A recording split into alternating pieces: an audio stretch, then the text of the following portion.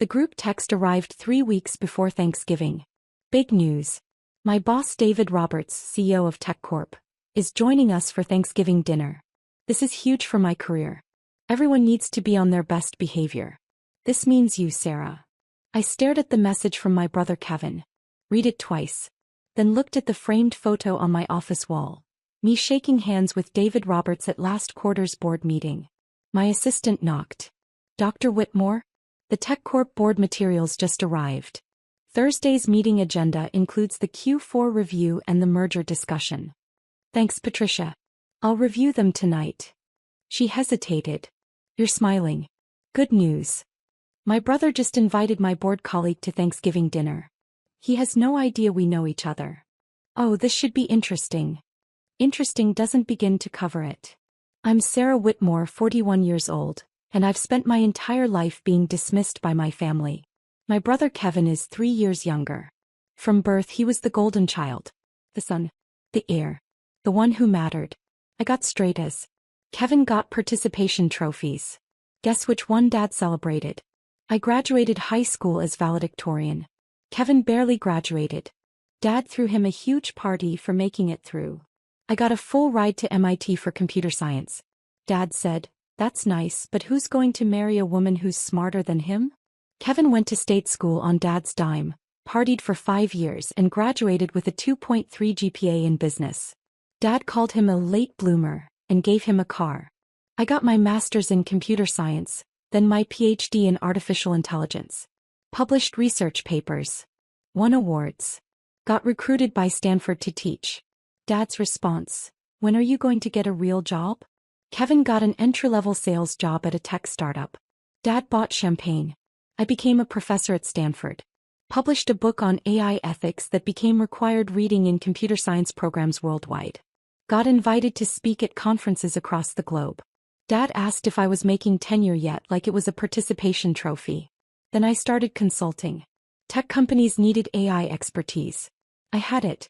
Started small, $5,000 projects, advisory work, weekend consulting. Within 3 years I was on the boards of 5 Fortune 500 companies. Board seats paid $300,000 to $500,000 per year. I made $2.1 million annually just from board work. Another $800,000 from my Stanford salary and research grants. Plus consulting fees that ranged from $50,000 to $200,000 per project. Last year my total income was $4.3 million. My family thought I was a teacher making $80,000 a year. Because I'd stopped trying to correct them. Kevin had been at TechCorp for 2 years. Sales associate. One of 300 people doing the same job. He made maybe $65,000 a year plus commission. But he talked like he ran the company. Every family gathering was the Kevin show.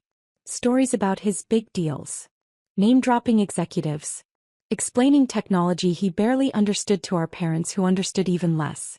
Dad ate it up. That's my son. Moving up in the world. Mom would add, "Sarah, you should ask Kevin for career advice. He really understands business." I had a PhD from MIT and sat on 5 corporate boards.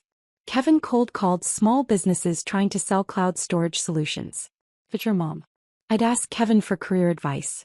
Last Christmas, Kevin had announced he was being mentored by senior leadership. "David Roberts himself knows my name," Kevin said proudly. He stopped me in the hall last week and asked about my sales numbers. "That's wonderful, honey," Mom gushed. Dad beamed. "See, Sarah? That's what success looks like. Making connections. Getting noticed by important people." I sipped my wine and said nothing. Because I'd been in a 3-hour board meeting with David Roberts 2 days earlier, discussing a potential $8 billion merger. David had asked my opinion on the AI integration challenges. The entire board had waited for my analysis before voting. But telling my family that would require them to listen. To believe me. To acknowledge that maybe, possibly, I knew what I was talking about. So I said nothing. Kevin's Thanksgiving announcement came with 6 follow-up texts. "Dad, make sure the house looks good. First impressions matter. Mom, we need good food. Not your usual stuff. This is a Fortune 500 CEO. Sarah, please dress appropriately. Nothing weird. And don't talk about your teaching stuff. It's boring. Everyone."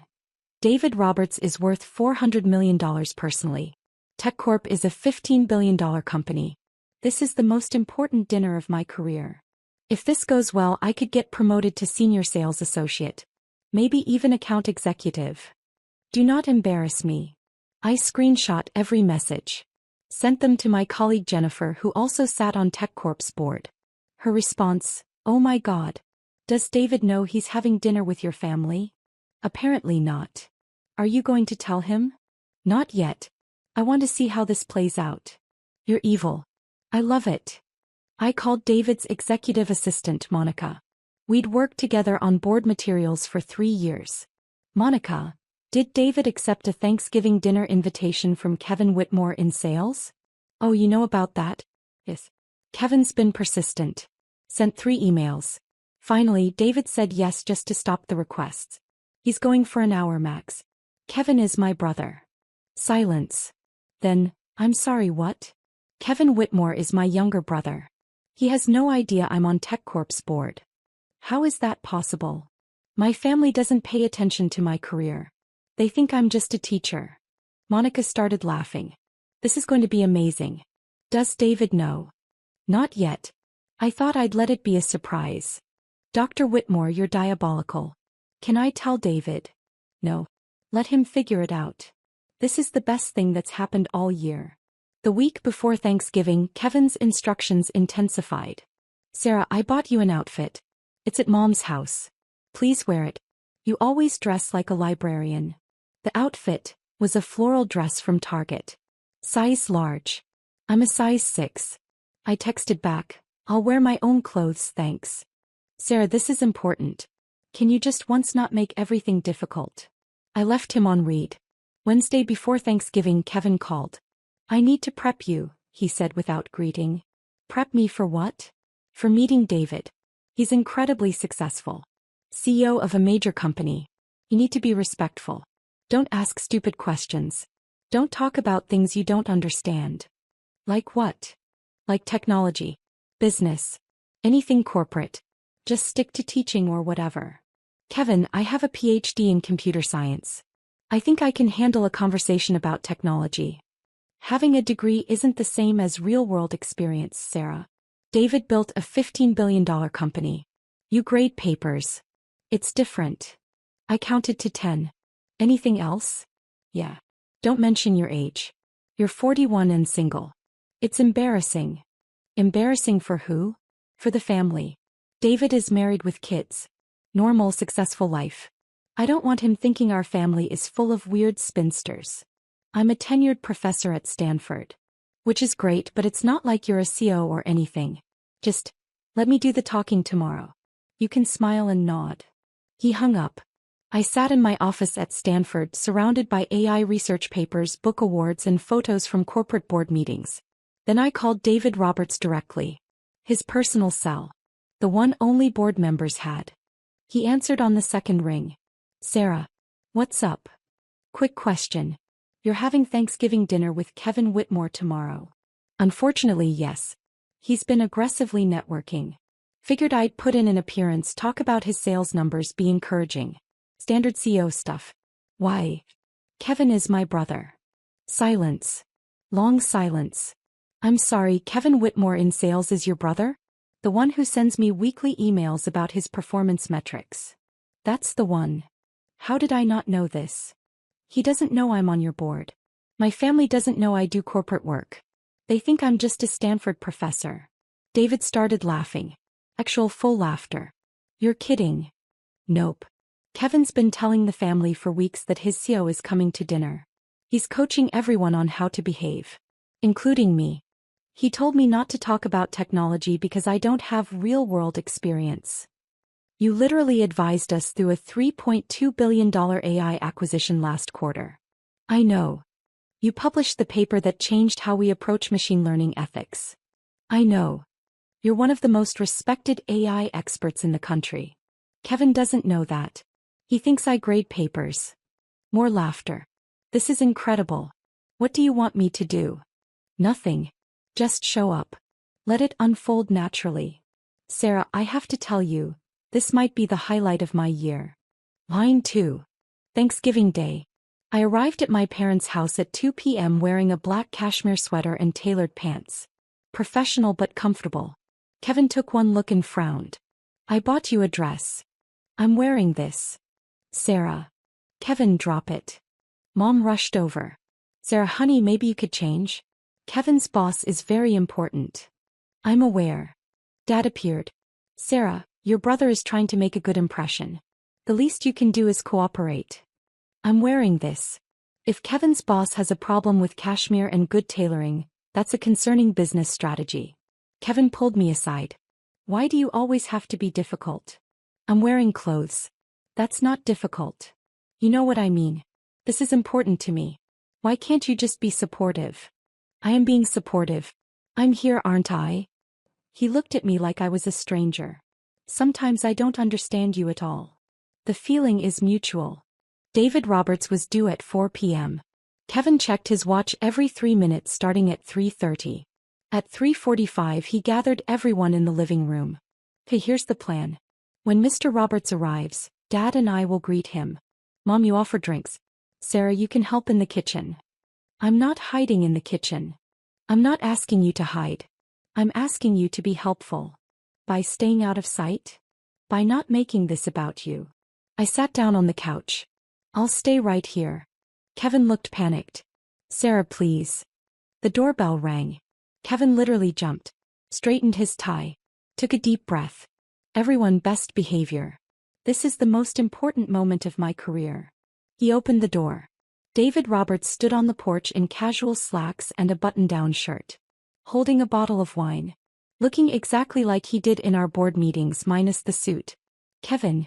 Happy Thanksgiving. Mr. Roberts. Please come in. Welcome to our home. David stepped inside. His eyes swept the room doing what CEOs do, assessing, evaluating, reading the space. His gaze landed on me. He froze. Completely, totally froze. Sarah. I smiled. Hi, David. Kevin's head snapped toward me, then back to David. You know my sister? David was staring at me like I'd materialized from another dimension. Know her? Sarah, what are you doing here? It's Thanksgiving. This is my family. But. He looked at Kevin. Looked at me. I watched the pieces click together in his brilliant CEO brain. Kevin Whitmore is your brother. Unfortunately, yes. Kevin's face had gone from confident to confused to pale. How do you two know each other? David turned to him. Sarah sits on TechCorp's board of directors. She's been on the board for 4 years. We meet monthly. The silence that followed could have shattered windows. Kevin made a sound, half laugh, half choke. That's not possible. It's very possible, David said, still looking at me like he was solving a puzzle. Sarah is one of our most valuable board members. Her expertise in AI has been crucial to our strategic direction. Mom spoke up. Sarah is a teacher. At Stanford. She's a tenured professor, yes. But she's also on the boards of 5 Fortune 500 companies. Including mine. David turned to me. How did I not know Kevin was your brother? Different last names, I said. I use my married name professionally. Well, formerly married. You were married? Kevin's voice cracked. For 6 years. Divorced 3 years ago. You didn't notice because you never ask about my life. Dad stood up. Now wait just a minute. You're on corporate boards? Since when? Since 4 years ago for TechCorp. 7 years for the others. You never told us, Mom said. I did tell you. Multiple times. You said it was nice, and changed the subject. David was watching this exchange with visible fascination. I'm sorry, you told them you were on corporate boards and they didn't, what? Believe you. They didn't ask for details, I said. They assumed it was some minor advisory thing. Not worth discussing. Kevin found his voice. You're on the board. The actual board. The one that makes decisions about the company. Yes, Kevin. The board of directors. I'm on the compensation committee and the technology oversight committee. I approve your CEO's salary. I gestured to David. Among other things. David was trying not to smile. Failing. Sarah, your family thinks you just teach? They think I'm a professor who grades papers and occasionally publishes articles nobody reads. Your book on AI ethics is required reading at MIT and Stanford. It's been cited in over 3,000 academic papers. Your research changed how the tech industry approaches machine learning. Kevin sat down. Actually sat down like his legs had given out. Dad looked at David. Is this true? Absolutely true. Sarah is one of the foremost experts on artificial intelligence in the world. Companies pay her up to $200,000 for a single consulting project. Her board seats pay $300,000 to $500,000 annually. Each. Mom's hand went to her mouth. She makes more than I do, David continued, clearly enjoying himself now. And I'm the CEO of a $15 billion company. That's not quite true, I corrected. Your compensation package last year was $12 million. I make about $4.3 million. Fair point, David conceded. But you make it without the stress of running a company. Kevin was staring at me. $4 million? Give or take. Depends on consulting projects and speaking fees. Speaking fees. I give keynote speeches at tech conferences. Usually $50,000 to $75,000 per speech. The room was completely silent. David, to his credit, was handling this beautifully. You know, Kevin, you told me your sister worked in retail. Kevin's face went from pale to red. I said she worked at a university. You must have misunderstood. No, you specifically said retail. I remember because I thought it was odd that you had a sister in retail while you worked in tech. I don't remember saying that. I do. It was 3 months ago. You were in my office trying to schedule this dinner. I leaned forward. Kevin, why would you tell your boss I worked retail? I didn't. I might have simplified. You were embarrassed, I said quietly. Of me. Of what you thought I did. So you lied. That's not fair. Isn't it? You've spent years telling me to be quiet about my work. To not bore people with my research. To let you do the talking because I don't understand the real world. Dad cleared his throat. Sarah, we didn't know. Because you didn't ask. For 7 years I've been on corporate boards. I've told you about meetings, decisions, projects. You nodded and changed the subject to Kevin's sales numbers. David was watching this unfold with the analytical gaze he used in board meetings. If I may ask, Mr. and Mrs. Whitmore, what did you think Sarah did? Mom spoke softly. We thought she was a professor. Teaching classes. Writing papers. She is. She's also one of the most influential voices in technology. Her research has shaped policy decisions at the federal level. The AI ethics framework she developed is being adopted by companies worldwide. We didn't know, Dad said. Because you didn't want to know, I said. Kevin's work was exciting. Important. Worth celebrating. Mine was boring academic stuff. Kevin stood up abruptly. I need some air. He walked out to the backyard. David looked at me. Should I go talk to him? That's up to you. As his CEO or as your colleague? Whichever role you think fits the situation better. He smiled. I'll be right back. Through the window I watched David approach Kevin in the backyard. They talked for several minutes. Kevin gesturing. David standing calm, hands in pockets, listening. Inside the silence was excruciating. Finally Mom said, Sarah, why didn't you tell us? Really tell us? I did tell you. At last year's Christmas I mentioned I'd been asked to join another board. You said, that's nice, and asked if I was seeing anyone. A board could mean anything. It means exactly what it sounds like. A corporate board of directors. But you assumed it was something small because assuming I was successful didn't fit your narrative. Dad bristled. That's not fair. Isn't it? When I got tenure at Stanford you asked if that meant I could finally afford to buy a house. I already owned a house. A 4-bedroom house in Palo Alto worth $3.2 million. Paid in full. Mom blinked. You own a house? For 6 years. You've never visited. Never asked to see it.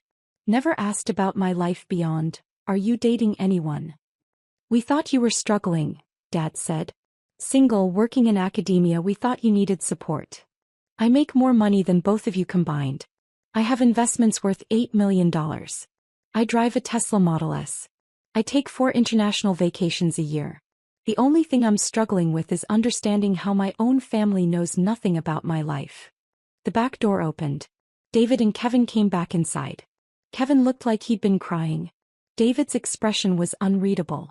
I think, David said carefully, we should all sit down for dinner, as planned, and maybe use this as an opportunity for honest conversation. We sat.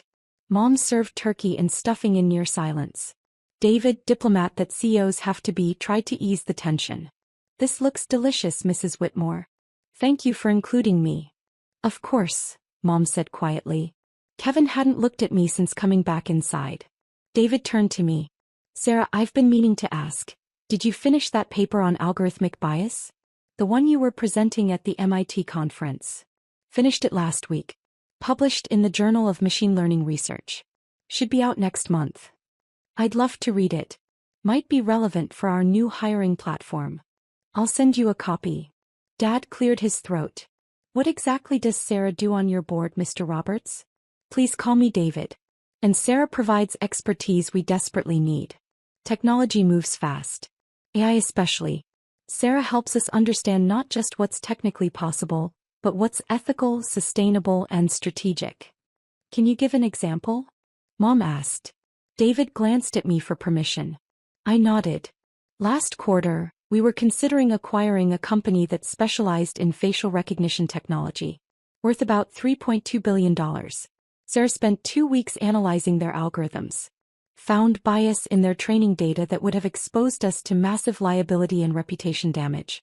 Her analysis saved us from a catastrophic acquisition. She did that? Dad asked. She did. The board voted unanimously against the acquisition based on her recommendation. 6 months later, that company got sued for $400 million over the exact issues Sarah identified. Kevin was staring at his plate.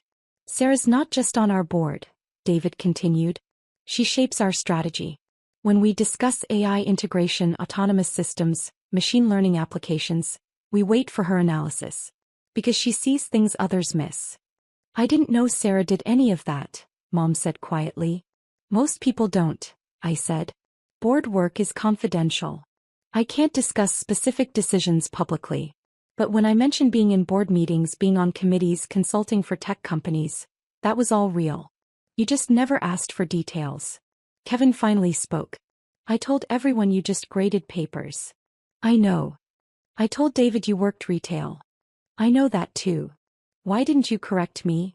Would you have believed me if I did? He opened his mouth. Closed it. No answer. David cut into his turkey. For what it's worth, Kevin, your sister is one of the most impressive people I work with. She's brilliant, insightful, and completely unpretentious about her expertise. Unlike some people, I said, looking at Kevin. He flinched. Sarah, Mom started. We owe you an apology. For what specifically? For not seeing you. Really seeing you. For assuming I was less successful than Kevin, I added. For telling me to be quiet about my work. For dismissing my career while celebrating his entry-level sales job. Dad shifted uncomfortably. We didn't mean. Yes, you did. You meant exactly that. Kevin was the son. The important one. The one whose career mattered. I was the daughter who didn't quite fit. Too smart. Too unmarried. Too different from what you wanted. The silence that followed was broken only by David's fork on his plate. Then he said quietly, I think this is a family conversation. I should probably go. Please stay, I said. You're the only person here who's actually valued my expertise. He stayed. After dinner, Kevin asked to talk to me privately. We went to the front porch. November evening. Cold enough to see our breath. I'm sorry, he said immediately. For which part? All of it. Telling David you worked retail. Coaching you not to speak. Assuming you knew nothing about technology. He looked at his hands. Telling the family for years that you were just a teacher. Making you feel small. Why did you do it? Because you scared me. I hadn't expected that. Scared you how? You were always smarter. Always more accomplished. Straight as while I struggled for CS. Full ride to MIT while I barely got into state school. PhD while I was barely graduating undergrad. He took a breath. It was easier to tell myself you were just academic. Just theoretical. That I was the one in the real world, doing real work. My work is real, Kevin. I know that now. I've always known it, I just didn't want to admit it. Why not? Because then I'd have to admit that you succeeded without Dad's help. Without family money. Without any of the advantages I had. You did it all yourself and you did it better than I ever could. I leaned against the porch railing. I never wanted to compete with you. I know. But I competed with you anyway. And I lost. It's not a competition. To Dad it is. The golden son versus the disappointing daughter. Except the disappointing daughter turned out to be more successful than the golden son ever dreamed of being. Kevin. I make $65,000 a year, Sarah. You make $4 million. You own a house worth more than I'll make in 50 years. You sit on boards with CEOs and billionaires. You've accomplished more than anyone in our family by a factor of 100. And you lied to everyone about it. Because I couldn't handle the truth. That my sister, the one I'd been told was less important, less valuable, less worthy of attention, was actually the most successful person in our entire family. I didn't respond. Let him sit with that truth. David talked to me in the backyard, Kevin continued. Asked me why I lied about you. I tried to explain and he just looked at me and said, "You know what I see? A man so insecure about his own accomplishments that he has to diminish his sisters to feel adequate. David doesn't pull punches. He told me I should be proud of you. That having a sister on his board should have been the first thing I mentioned when I started at TechCorp. That I hid you. Diminished you. Made you smaller so I could feel bigger. Yes. You did. Can you forgive me?" I looked at my brother. Saw someone who'd spent his whole life being told he was special for being a son. Who'd built his identity on being the important one. And who'd just had that identity shattered by discovering his dismissed sister was the truly accomplished one. "I don't know," I said honestly. "You didn't just lie once, Kevin. You've spent years making me feel like my work didn't matter. Like I was embarrassing for being educated, successful, unmarried. You made me the family joke." "I know. And now you're sorry because David exposed the truth. But would you be sorry if he hadn't? If you'd gotten through this dinner without him recognizing me?" He was quiet for a long time. "I don't know. Probably not. At least you're honest about that. What do I do now?" "That's up to you. But Kevin, I need you to understand something. I don't need you to be proud of me. I don't need Dad's approval or Mom's recognition. I built a career and a life that fulfills me completely. With or without family validation. You sound like you don't need us at all." "I don't. Not anymore. I needed you when I was 18 and alone at MIT. When I was 25 defending my dissertation. When I was 30 navigating a divorce. But you weren't there for any of that because you were too busy being Dad's golden boy." "Sarah. I'm not angry. I'm just done. Done pretending. Done making myself smaller. Done letting you feel superior by making me feel inferior." Kevin wiped his eyes. "I fucked this up." "Yes. You did. Can we fix it?" "I don't know. Can you handle having a sister who's more successful than you? Can Dad? Can Mom? Or will you always need me to be the struggling spinster to make yourselves feel better?" He had no answer. We went back inside. David was preparing to leave when we returned. "Thank you for dinner," he said to Mom. "And for the enlightening conversation. Before you go," Dad said, "I have questions." David paused. "All right. Is Sarah really as successful as you said? Or were you exaggerating to make a point?" I started to respond, but David held up a hand. "Mr. Whitmore, I don't exaggerate. Especially not about professional accomplishments. Sarah sits on 5 Fortune 500 boards. That's prestigious enough that most people can't get on one. She's published research that changed an entire industry. She consults for companies at rates that most executives don't command. She's been featured in the Wall Street Journal, MIT Technology Review, and Forbes. She spoke at the World Economic Forum in Davos last year." Mom made a small sound. "Davos. International Conference of World Leaders and Business Executives," I said. "They invited me to speak about AI ethics and governance." "You never mentioned that," Mom whispered. "I did. You asked if I had fun on my trip to Switzerland. I said yes. You changed the subject to Kevin's sales award." Dad turned to Kevin. "You won a sales award?" Kevin's face reddened. "Regional top performer. Third quarter. It was just what every sales associate gets if they hit their numbers," David finished. "It's nice. Good job. But it's not exactly Davos. The comparison hung in the air. Uncomfortable. Undeniable. Dad sat down heavily. How did we not know any of this? Because you didn't want to know, I said. You wanted me to be the quirky professor. The spinster daughter who never quite measured up. Admitting I was successful would have disrupted the family narrative. What narrative? Mom asked. That Kevin was the successful one. The important one. The one who mattered. If I was successful too, more successful, then what did that say about your priorities? About how you raised us? About which child you actually supported? We supported both of you. No, you supported Kevin. With money, attention, validation, connections. I supported myself. With loans, scholarships, 3 jobs and sheer determination. And I succeeded anyway. Despite, not because of, this family. David quietly slipped toward the door. I should really go. David, I said. Thank you for coming. I'll see you at Tuesday's board meeting. Looking forward to it. And Sarah? You're still my first call on AI strategy. Always. He left. The 4 of us, Mom, Dad, Kevin, and me, sat in the living room surrounded by the ruins of our family myths. Tell us, Dad said finally. Tell us everything. Your work. Your accomplishments. All of it. Why now? I asked. Why not 7 years ago when I first got a board seat? Or 4 years ago when I published my book? Or 2 years ago when I spoke at Davos? Because we didn't understand. No. Because you didn't care to understand. There's a difference. Mom was crying quietly. We failed you. Yes. You did. Can we fix it? She asked, echoing Kevin's question. I don't know. Can you handle knowing your daughter is more successful than your son? Can you celebrate my accomplishments without diminishing them to make Kevin feel better? Can you value me for who I actually am instead of who you wanted me to be? Kevin spoke up. I can try. Trying isn't enough. Either you accept reality or you don't. But I'm not going to keep diminishing myself for your comfort. Dad looked defeated. What do you want from us? Nothing. That's the point. I don't need your approval anymore. I don't need your validation. I built a life without it. A successful, fulfilling life. You're welcome to be part of it, but only if you can handle the truth of who I am. Which is?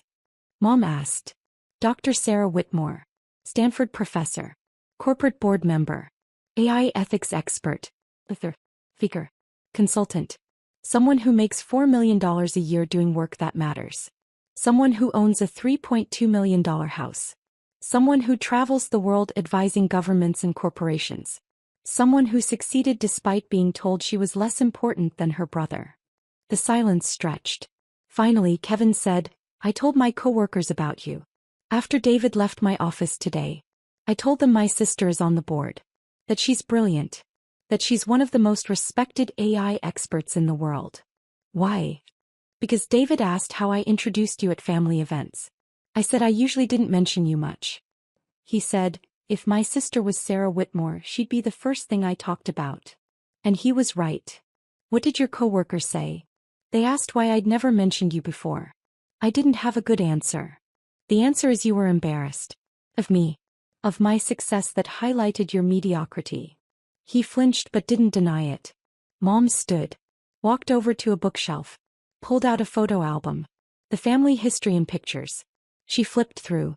Showed us. 17 photos of Kevin's graduation. 3 of mine. 12 photos of Kevin's sales awards.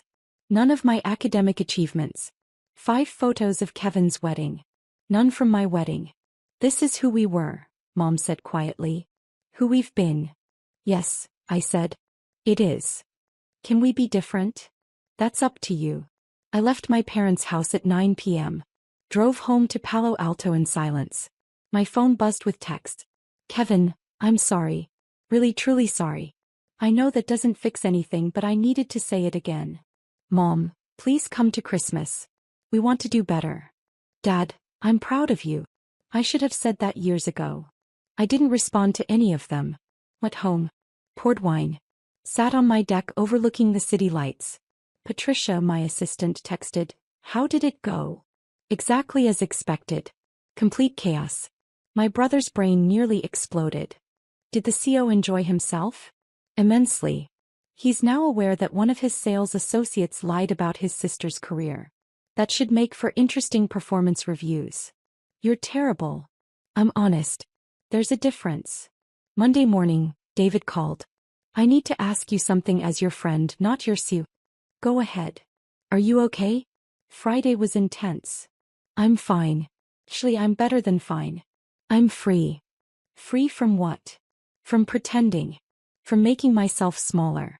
From caring what my family thinks. Kevin sent me an email. Apologizing for misrepresenting you. Asking if it would affect his employment. What did you tell him? That his personal life is separate from his professional performance. But that integrity matters in all contexts. Diplomatic. I'm a Sue. Diplomacy is the job. He paused. For what it's worth, watching you handle that situation, calm, professional, completely unshaken, reminded me why you're on my board. You have clarity other people don't. Thank you, David. See you Tuesday. Tuesday's board meeting was normal. Strategic discussions. Financial reviews. Merger analysis. At the end, David addressed the board. Before we adjourn, I want to acknowledge Dr. Whitmore.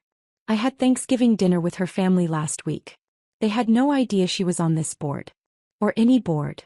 Or that she's one of the foremost AI experts in the world. The other board members looked shocked. How is that possible? Asked Jennifer, the board member who already knew the story.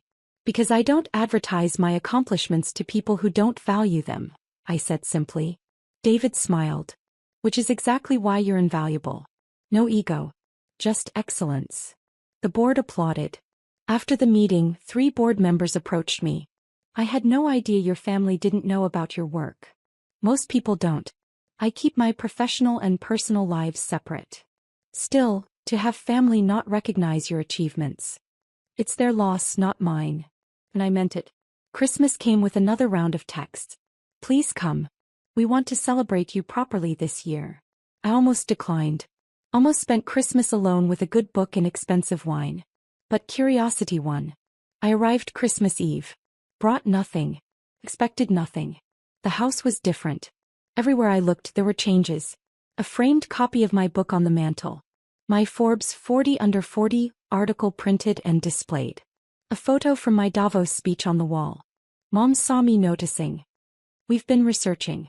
Your work. Your accomplishments. We printed articles. Bought your book. Watched your TED Talk. I've given 3 TED Talks. We watched all 3. Kevin appeared. I read your AI ethics paper. The one about algorithmic bias. I didn't understand all of it, but what I did understand was brilliant. Thank you. Dad emerged from the kitchen. Sarah. I'm glad you came. Me too. Dinner was quiet. Polite. Careful. Halfway through, Mom said, we'd like to hear about your work. Really hear about it. If you're willing to share. I looked at them. Saw people trying. Failing. But trying. What do you want to know? For the next 2 hours I talked. About boards. Research. Consulting. The companies I advised. The policies I shaped. The students I mentored. They listened. Actually listened. Asked questions. Real questions. When I mentioned a $200,000 consulting project, Dad didn't flinch. When I explained a board decision that saved a company $400 million, Mom didn't change the subject. When I described speaking to the Senate about AI regulation, Kevin didn't make it about himself. It was strange. Uncomfortable. At the end of the evening, Dad said, I'm proud of you. I should have said that every day for the past 20 years. But I'm saying it now. Thank you. Can we start over? Mom asked. Not forget what happened but try to be better? I don't know. Can you? We want to try. I looked at Kevin. What about you? I told everyone at work about you. My sister on the board. My sister the expert. My sister who's changing the world. I've been bragging about you for weeks. That's a change. I know. And Sarah? I'm sorry. For everything. 4 years of making you small. For being threatened by your success. For lying about who you are. Apology noted. Not accepted? He asked quietly. Not yet. But maybe someday. He nodded. Understanding that some bridges take time to rebuild. 6 months after that Thanksgiving, Kevin got promoted at TechCorp. Not because of me. I stayed completely out of it. He earned it. Hit his numbers. Improved his performance. Showed initiative. He called to tell me, I'm senior sales associate now. Small promotion, but it's progress. Congratulations. I told my new team about you.